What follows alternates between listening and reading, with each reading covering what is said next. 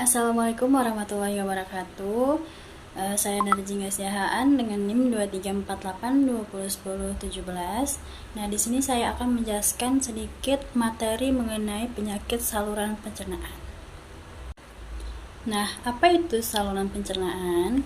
Saluran pencernaan adalah sistem dalam tubuh yang bertanggung jawab untuk mencerna makanan, menyerap nutrisi, dan membuang sisa-sisa.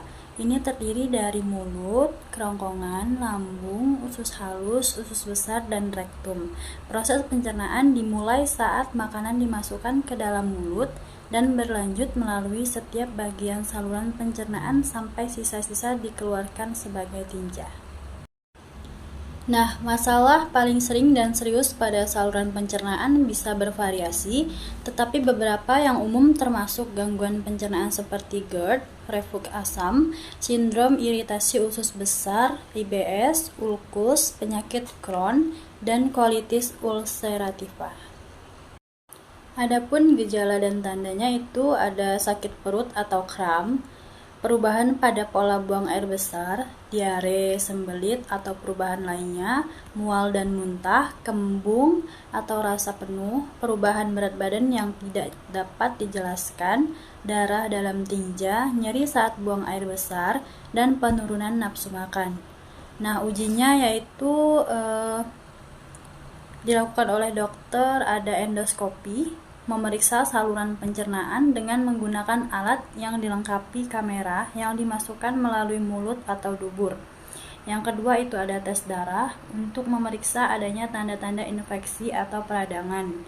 Yang ketiga itu pemeriksaan tinja untuk mendeteksi adanya darah, parasit, atau infeksi. Yang keempat itu pencitraan medis seperti CT scan atau MRI untuk mendapatkan gambaran yang lebih jelas tentang kondisi saluran pencernaan. Selanjutnya ini ada klasifikasi. Penyakit saluran pencernaan dapat diklasifikasikan berdasarkan berbagai kriteria, termasuk jenis penyakit, lokasi di dalam saluran pencernaan, dan karakteristik klinisnya. Berikut adalah beberapa klasifikasi umum penyakit saluran pencernaan itu berdasarkan lokasi.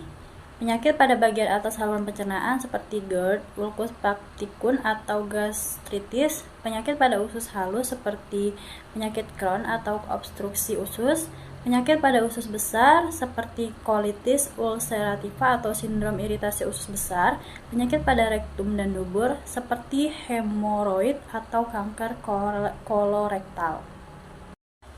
Yang kedua berdasarkan jenis penyakit seperti inflamasi, penyakit Crohn, kolitis ulcerativa atau gastritis, penyakit infeksi seperti gastroenteritis atau infeksi parasit, penyakit fungsional seperti sindrom iritasi usus besar atau dispepsia fungsional, penyakit neoplastik seperti kanker saluran pencernaan atau polip usus. Yang ketiga berdasarkan karakteristik klinis, penyakit akut seperti penyakit radang usus akut atau obstruksi usus, penyakit kronis seperti penyakit Crohn atau kolitis ulcerativa, penyakit degeneratif seperti penyakit hati kronis atau sirosis, penyakit autoimun seperti penyakit selia atau hepatitis autoimun.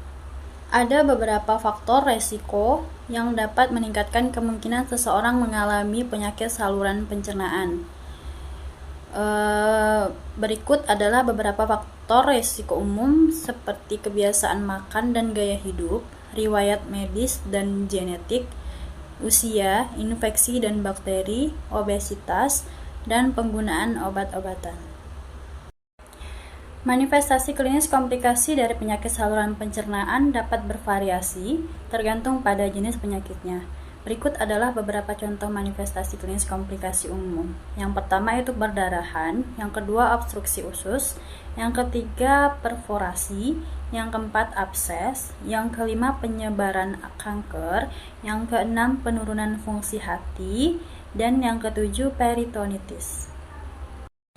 Sekian sedikit materi mengenai penyakit saluran pencernaan. Jika ada salah kata, saya mohon maaf yang sebesar-besarnya. Saya akhiri, wabillahi taufiq wal hidayah. Wassalamualaikum warahmatullahi wabarakatuh.